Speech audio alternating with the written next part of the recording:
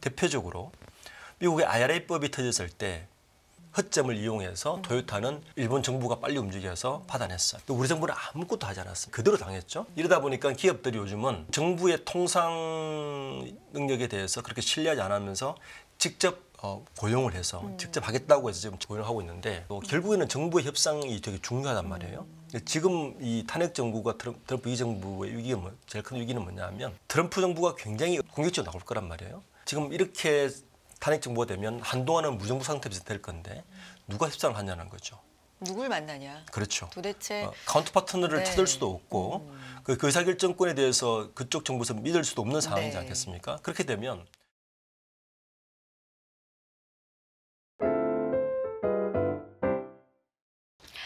네, 화요일 리더스인덱스 박주근 대표 모시고 특히 기업에 대한 이야기 자세하게 나눠보고 있습니다. 리더스인덱스 박주근 대표님 바로 모셔보겠습니다. 대표님 안녕하세요. 네, 안녕하세요. 오늘 저와 대화 나누시게 네. 됐네요. 네. 오늘 나눌 이야기 안내 좀 해드리겠습니다. 국내 100대 그룹 오너 경영인들의 고위직 승진, 이 세대가 지날수록 빨라지고 있다. 이런 통계 나오고 있는데요. 오너 2세보다 3세, 4세가 이제 임원 이후에 승진하는 나이가 더 젊었고 또 그 승진 기간도 단축됐다. 이런 기록입니다.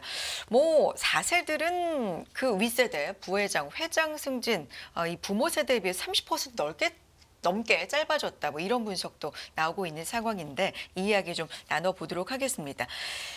835명, 이 100대 그룹 오너 일가 835명 중에서 현재 경영에 참여하고 있는 290명의 승진 현황 분석해 주셨다고 들었어요. 일일이 네. 분석하신 거예요? 네, 그렇죠. 네, 특징이 어떻던가요? 저희가 이제 매년 사실 트래킹을 하고 있는데 네. 이제 대기업 임원 인사 거의 이제 막 빠지지 않습니까? 그렇죠. 이번에도 뭐 신세계 정유경 회장이라든지 그리고 몇몇 오너 일가들이 이제 승진을 많이 했는데 이런 네. 데이터를 계속 반영을 하면서 어떤 트렌드로 바뀌고 있느냐를 이제 저희가 추적을 하고 있는데 이번에도 100대 그룹의 현재 경영에 참여하고 있는 오너 일가들만 별도로 이제 뽑아서 이분들의 얼마나 승진 속도가 어떻게 바뀌었는지를 보는데 재밌는 거는 이제 오너 2세들은 사실은 창업 세대로 하고 같이 그렇죠. 봐야 되는 거고 네. 그러니까 3세, 4세로 갈수록 어떤 변화가 일어나를 봤더니 예상했던 대로 승진 속도가 계속 빨라지고 있다. 이제 특징은 뭐냐면 입사에서 임원까지의 속도는 3세보다는 좀 느렸어요. 입사에서 임원까지. 임원까지는 네. 좀 느렸다. 네, 근데 임원부터 사장단, 사장에서 부회장, 회장, 그러니까 고위직으로 가면 갈수록 승진 속도는 점점 더 빨라졌습니다. 네.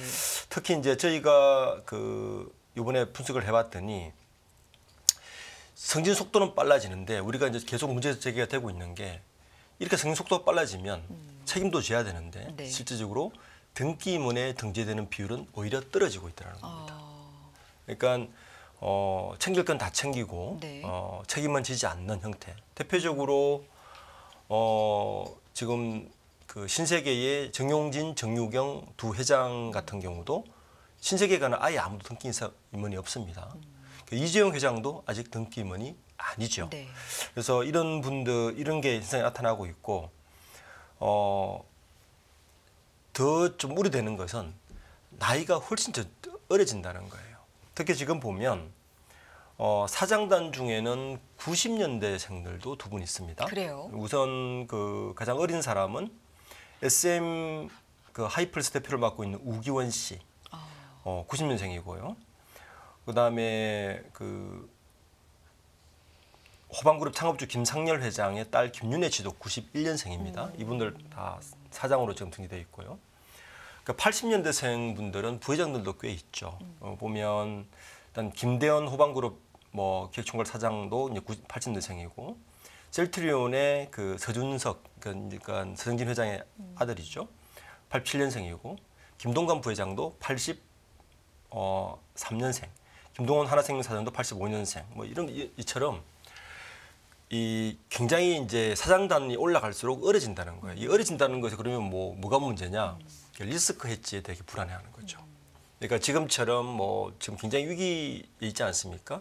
그러니까 트럼프 2기 정부 그리고 지금 탄핵 정국 이런 위기 상황이 터졌을 때는 굉장히 리스크해진다는 게 사실 우리 산업계의 큰 이제 영향이라서 제가 이 통계를 뽑을 때마다 어느 일가라고 해서 계속 젊어지는 것은 조금 우려 사항이 있다. 지금 이렇게 보고 있습니다. 물론 나이가 젊다고 해서 이게 뭐 이 자체가 리스크다가 아니라 이렇게 좀 리스크적인 상황이 왔을 때 그렇죠. 이걸 타개가는 부분에 있어서는 뭐 투자자도 그렇고 여러 가지 관점에서 좀 우려사항이 있다. 네. 업계의 시각이 그렇다라는 말씀을 전해 주신 건데 그러다 사실 얼마 전까지만 해도 뭐 70년대 후반, 80년대 초반 이렇게 임원이 됐다. 이것도 상당히 좀 빠르다라고 네네. 인식했던 시절이 있었던 것 같은데 이게 이제 90년까지 갔군요. 네, 그렇죠. 그렇다면 평균 몇 년 임원을 하고 회장, 뭐 사장으로 승진을 하는 겁니까? 이것도 통계가 있습니까? 또 일반인들 네. 기준으로 보면 네. 우선 이야기를 해야 이제 네. 이해가 빠를 것 같은데 대졸 남성의 경우를 한번 예를 들보면 네. 보통 28세에 입사를 하죠. 네. 만으로 28세에 입사를 해서 보통 임원 다는데 짧아도 20년. 그러니까 약 50세 전후에 임원이 다니까 보통 저희 평균으로는 23년 정도 나오더라고요. 그러니까 일반인들은 20대, 입사에서 임원까지 23년 평균이 나옵니다. 20대 후반에 입사한다 쳤을 때 그렇죠. 40대 후반에 후반. 평균적으로 네. 임원이 빨리 될 수 다는 분의 있다. 기준으로 있는데 오늘 일가들은 평균 28세에 입사를 해서 5년 이내 5년이요. 네, 4.8년, 4.7년 정도의 임원을 다는 평균이 나왔고요. 5년도 안 걸리네요. 예. 네. 그리고 이제 임원에서 사장까지도 되게 빠릅니다. 요게 이제 임원에서 사장까지 다는데 2세대는 평균 8년이 걸렸어요. 3세대는 부터는 9년 정도가 걸렸는데 문제는 사장에서 회장까지 다는 데는 훨씬 더 3세보다는 4세가, 2세보다는 3세가, 3세보다는 4세가 훨씬 더 한 2, 3년씩 짧아지더라는 거예요. 그러니까 이렇게 짧아지다 보니까 현재 회장당 평균 나이도 뭐 40대, 지금 현재 어떤 임원들은 어떤 그룹들은 40대까지 떨어져 있어서 4세대는 지금 평균 회장직에 오를 평균 나이가 46세까지 떨어져 있습니다. 그러니까 물론 이제 기술이 변화가 빠르고 산업 변화에 따라 젊은 분들이 빨리 진행할 수도 있지만 위기 상황이 터졌을 때는 굉장히 리스크한 부분이 분명히 짚을 수 있다 이렇게 볼 수 있을 것 같습니다. 임원 후 부회장, 임원 후 회장이 되는 시기가 그렇죠. 이제 4세대로 가면서 훨씬 더 빨라졌다. 네. 네, 이런 말씀입니다. 근데 이제 계속 말씀해 주시면서 이제 위기 상황일 때 이게 조금 더 위기가 더 위기일 수 있다. 이제 네네. 이런 우려감이 있다라는 얘기를 해주셨는데 사실 지금 아니겠습니까? 지금이죠. 네. 네. 전국 얘기를 안 할 수가 없는데 이 탄핵 정국 계엄 후폭풍에 우리 시장, 경제, 뭐 산업계 전반적으로 지금 위기를 좀 맞은 상황입니다. 어떤 영향이 있다고 보세요? 이제 우리가 탄핵 정국을 2번 겪었습니다. 네. 지금 세대는 기억하시는 게 노무현 정부 때 한 번 겪었고 그다음에 박근혜 정부 네. 때 한 번 겪었는데 노무현 정부 때 당시에 경기 전망 CSI 지수라고 하죠. 요게 1분기에 73이었는데 2분기 64까지 떨어졌어요. 박근혜도 비슷하게 떨어졌는데 이제 전문가들 얘기는 지금이 그때보다 훨씬 더 심각하다. 왜냐하면 그때는 그나마 경제의 어떤 인프라 이런 거 흔들리지 않고 특히 박근혜 정부 때는 반도체가 굉장히 잘 나가던 시대였던데 반해서 현재는 탄핵 정국인데 우리가 하나의 변수가 더 터지지 않았습니까? 트럼프 2기 정부까지 네. 터지면서 뭐 외우 내환이 다 겹쳤다. 지금 이런 상황까지 빠져 있기 때문에 이게 특정 산업의 문제다. 특정 산업에 영향을 미친다기보다는 전 산업에 일단 영향을 미치는데 그 중에서도 제가 우려하는 부분은 우선 지금 그나마 약간 반짝했던 방위산업 그리고 조선업 그리고 철강 이쪽은 지금 굉장히 심각하게 직격탄을 맞지 않을까라고 우려되고 있습니다. 네. 특히 조선업은 지금 트럼프가 뭐 2기 정부가 들어서면 약간 호재성으로 언급하고 있는데 뭐 통화하면서도 조선 얘기했을 정도로. 예, 이게 이제 업황 자체가 어려운 것도 있지만 네. 요즘 기업들이 보시면 현대차도 그렇고 네. 미국의 정계 인물들을 대거 영입하는 이유가 뭐냐면 이전에는 기업들이 통상이나 외교는 국가에 맡겼습니다. 그리고 뒤에서 뭐 지원하든지 이런 식으로 경영을 이끌어갔는데 문재인 정부 이후부터 특히 윤석열 정부 때는 국가의 협상 자체를 신뢰하지 않습니다. 대표적으로 미국의 IRA법이 터졌을 때 토요타와 폭스바겐은 재빠르게 정부가 움직여서 IRA 지원을 받았어요. 어떻게 받았냐 하면은 광물법이라는 그 아주 그 비어있는 허점을 이용해서 토요타는 일본 정부가 빨리 움직여서 받아냈어요. 또 우리 정부는 아무것도 하지 않았습니다.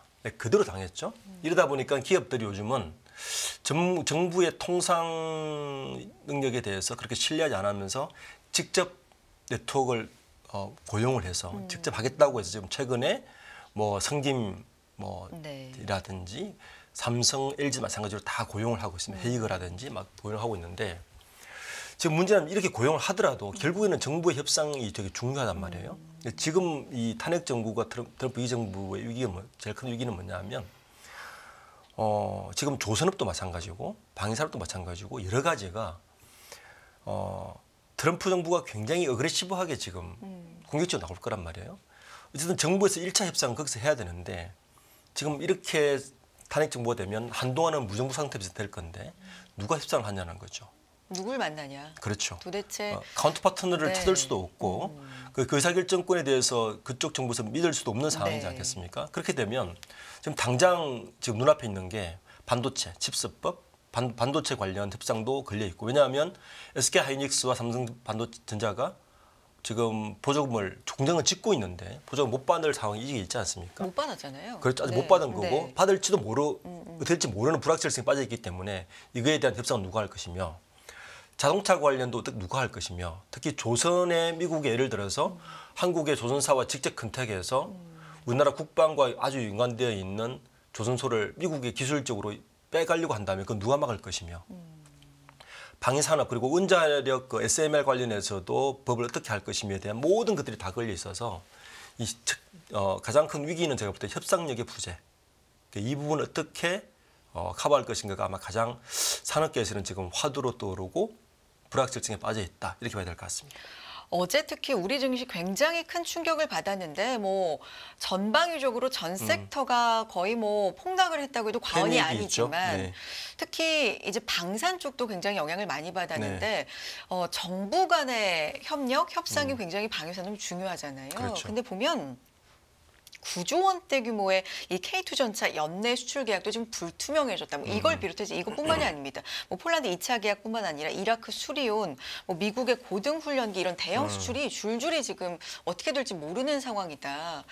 뭐 이런 얘기가 나오는 거 보니까 정말 경제적으로 타격이 심각하다 이런 생각이 드는데요.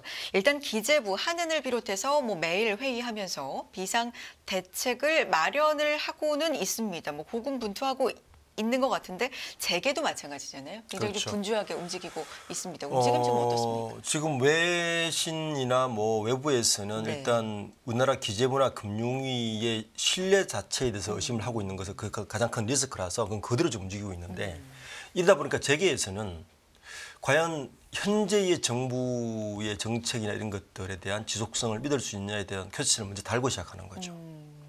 저는 이제 각 그룹별로 좀 보면 네. 일단 삼성그룹은 지금 가장 큰 위기가 뭐냐면 네.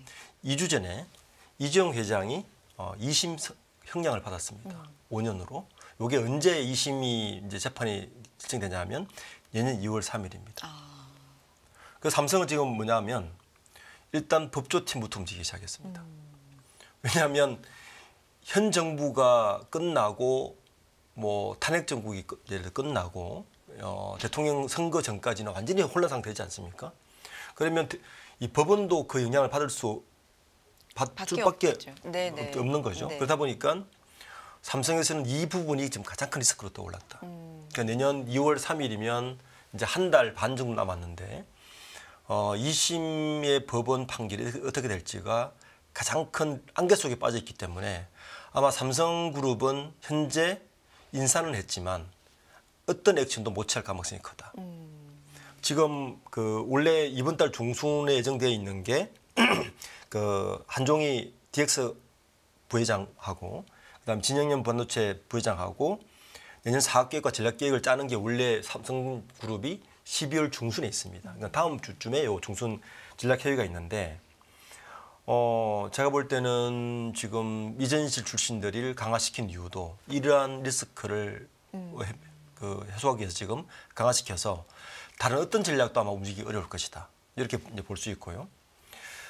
현대차는 가장 빨리 움직였어요. 네. 그러니까 지난달 14일 날 인사를 급하게 한 달 정도 빨리 하면서 움직였는데 현대차는 지금 이번 달 중순께 해외 군역 부회장 회의가 있거든요. 네. 이게 사업 계획을 할 건데 현대차도 미국 이기 정부 트럼프 2기 정부에 대해서 논의를 할 거지만 국내에서 어떻게 도와줄지의 협상 파트너가 빠진 상태에서 네. 굉장히 혼란에 빠져 있을 것이다. 어쨌든 움직이고는 있습니다. 네. 그 외에 이제 LG 그룹하고 포스코 그룹도 움직이고 있는데 LG 그룹은 그나마 뭐 좀 조용히 움직이는 거고 포스코 그룹이 굉장히 바쁩니다. 포스코 그룹은 일단 철강 자체가 그렇죠. 위기인데다가 트럼프 2기 정부 때 관세 폭탄이 지금 떨어질 건데 이걸 정부 산자부나 통상부에서 막아줘야 되는데 현재 공백 상태가 되어버렸죠. 그러니까 포스코에서는 지금 굉장히 안절부절하고 있다. 지금 포스코 주가, 홀딩스 주가를 보시면 굉장히 좀 등락을 할 가능성이 높아서 아마 관세 폭탄이 떨어지면 가장 위기를 받는 게 지금 자동차, 철강 쪽일 텐데 네. 포스코는 이 위기에 대해서 특히 포스코는 이제 사기업이긴 하지만 정부 의존성이 굉장히 높은 기업 중에 하나이기 때문에 어떻게 대응할 것인가에 대해서 굉장히 지금 고민을 하고 있고 또 하나의 섹터가 있습니다. 바로 석유화학입니다. 그러니까 석유화학에 걸린 그룹이 롯데그룹 좀 위기세를 잇는 데다가 네. 롯데그룹, 롯데케미칼, LG화학, 하나그룹이 이제 영향받고 있는데 이쪽도 물론 내부적으로 구조조정을 하고 에틸렌이라든지 나프타라든지 기초 소재에 대한 뭐 매각을 한다든지 팔기는 있겠지만 그래도 정부에서 어느 정도 방어막을 쳐줘야 되는데 이 부분에 대한 부재를 어떻게 앞으로 커버할 것인가에 대해서 굉장히 고민에 빠져 있다. 지금 재계는 그래서 현재 그 탄핵 정국이 뭐 단순히 끝난 것이 아니라 이게 또 환율하고 묶여 있지 않습니까? 그렇죠. 그러니까 보통 사업 계획을 기업들이 언제 짜냐 하면은 7월에서 10월 사이에 사업 계획을 짭니다. 그 사업 계획을 짤 때 환율을 대충 정하는데 아마 제가 듣기로는 대부분 그룹들이 환율 계획을 1,350원 정도 땄을 거예요. 그러면 이 사업 계획이 이루어지고 전략이 정해지면 그다음에 사장단 임원 인사를 하고 12월에 끝나고 바로 액션을 취하는 게 보통 기업의 사이클인데 지금은 이 사업 계획 전면 수정이 불가피할 겁니다. 그래서 아마 기업들도 굉장히 혼란에 빠져서 각 섹터 뭐 업종대로 또 기업은 기업대로 굉장히 바쁜 와중에 있습니다. 기업도 여러모로 지금 위기에 처해 있다. 사실 이 계엄 사태 후 폭풍 또 탄핵 정국 이 사태 이전에도 기업들은 굉장한 위기에 네. 처해 있다는 얘기가 뭐 만연했고 다들 알고 있으셨을 텐데 이제 여기에 정말 큰 악재가 드리워졌다 이렇게 볼 수가 있을 것 같습니다. 대통령이 지금 있지만 뭐 일을 거의 할 수가 없는 네.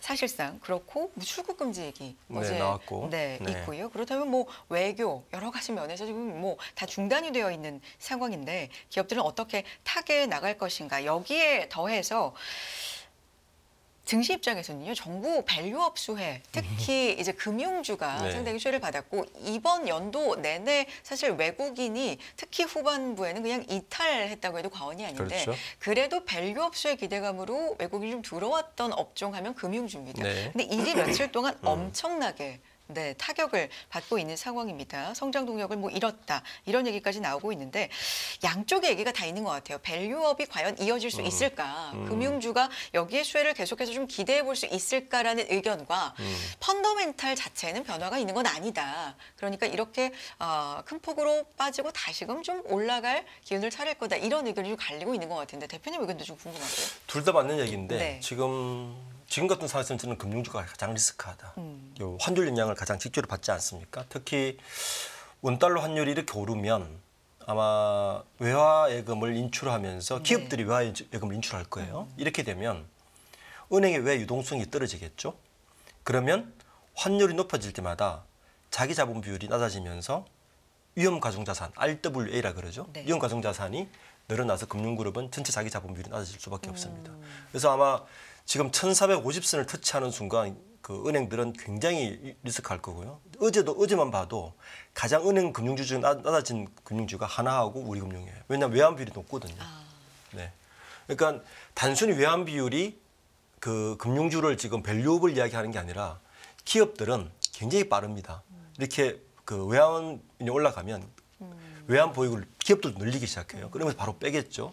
이게 첫 번째 리스크고 이제 밸류업 얘기가 들어오면 제가 볼 때 이렇게 되면 올 내년에 배당에 대해서 굉장히 보수적으로 갈 겁니다.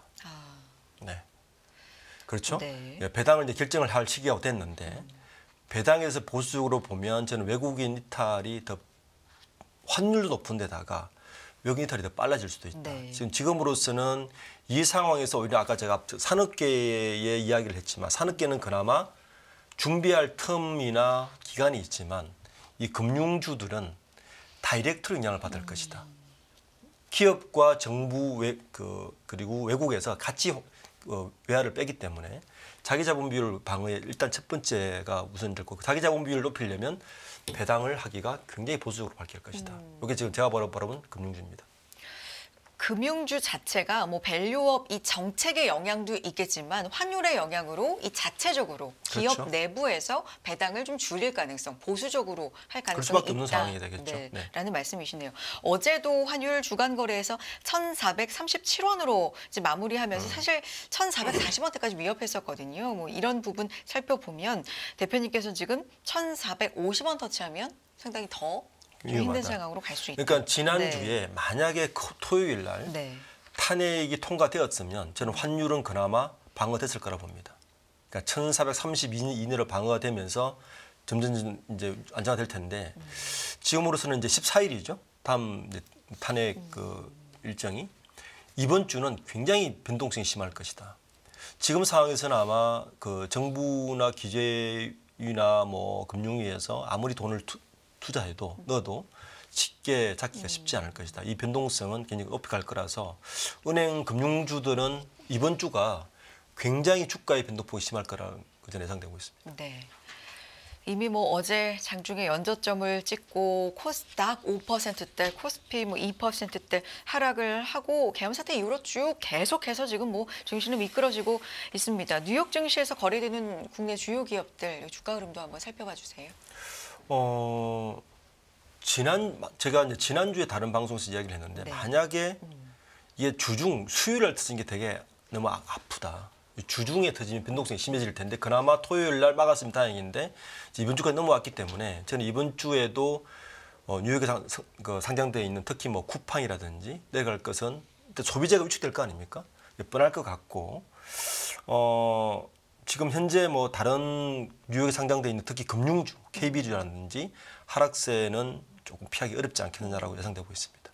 지금 화면에 주가 상황 가격 나가고 있는데 사실 뭐 상승한 종목을 찾기 힘듭니다. 네, 주가 추이 살펴봤습니다. 계엄 사태 이전에도 우리 내년 성장률은 계속해서 우리 정부, 뭐 한국은행 쪽에서도 그렇고 하향 조정하고 있었고요. 네. 글로벌에서도 마찬가지였습니다. 내년도부터 이제 우리 성장률 1%대 좀 상징적이잖아요. 저성장이라는 네. 이렇게 가고 있었던 상황인데 여기에 이제 정치적인 불확실성까지 더해진 상황이고요. 주요 기업들의 리스크 또 여기에 가장 세계가 지금 털고 있는 긴장하고 있는 트럼프 2기 출범 아니겠습니까? 우리 시장 영향 앞으로 글쎄요. 일단 이 하락세 자체를 좀 막았으면 좋겠다라는 게 일단은 단기에 드는 생각이긴 한데 우리 시장 영향 중장기로는 어떻게 보십니까? 저는 미국 정부가 네. 이번 배상 계엄 사태에 대해서 굉장히 부정적으로 보고 있다는 게 조금 아픈 부분입니다. 그러니까 이 부정적이라는 부분은 뭐냐면 통상 압박에서 우위를 우리가 질 수가 없는 부분이 있고요. 두 번째 더 아픈 부분은 첨단 산업 전쟁에서 일본과 대만에 지금 역전당할 위기가 올해 있을 가능성이 굉장히 높아서 그나마 올해는 우리가 수출로 그나마 이 인프라스트럭처를 흔들어줬는데 이 사태가 조금만 가면 소비재의 직격탄을 맞겠죠. 경기가 급속하게 떨어지겠죠. 그러니까 수출과 소비 두 개가 다 떨어지는 굉장히 잘못 대처하면 일본의 저성장 기조로 갈 수 있는 아주 중요한 시기라서 저는 이 사태가 빨리 해결돼야 그나마 그나마 남아 있는 경제의 어떤 인프라들을 살릴 수 있다. 살릴 수 있다고 보고 있습니다. 지금 미국 정부의 통상 압력, 칩서법 뭐 다 지금 아마 이제 국내 칩서법도 연기될 거고요. 여러 가지 정책에 대한 혼란이 굉장히 가중될 거고요. 기존에 정책돼 있는 뭐 지금 뭐 여러 가지 법안들이 지금 다 어떻게 될지 모르지 않습니까? 아마 소비자들, 투자자들 돈 안 풀 겁니다. 예. 그러니까 양쪽이 다 위험 상태로 가기 때문에 어쨌든 이 불확실성을 이번 주 내에 해결되지 않으면 저는 굉장히 위험하게 갈 수 있다고 생각하고 있습니다. 어제 같은 경우도 사실 이 계엄 사태 초기에는 S&P 쪽에서도 신용 등급, 뭐 신용에는 그렇게 영향이 없을 것이다라고 비교적 그렇죠. 좀 안정적인 전망을 내놨었는데 어제 무디스가 내놓은 보고서 보면은 한국 자산 선호도 확실히 좀 떨어뜨리고 있고 네. 이게 좀 장기화되면 신용도도 부정적 영향이 있을 수 있다. 이런 경고성 이야기들이 좀 나오고 있어서요. 빨리 좀 불확실성이 해소됐으면 하는 바람도 있습니다. 오늘 여기까지 들을까요? 네. 리더스 인덱스 박주근 대표 함께했습니다. 대표님 고맙습니다. 네, 감사합니다.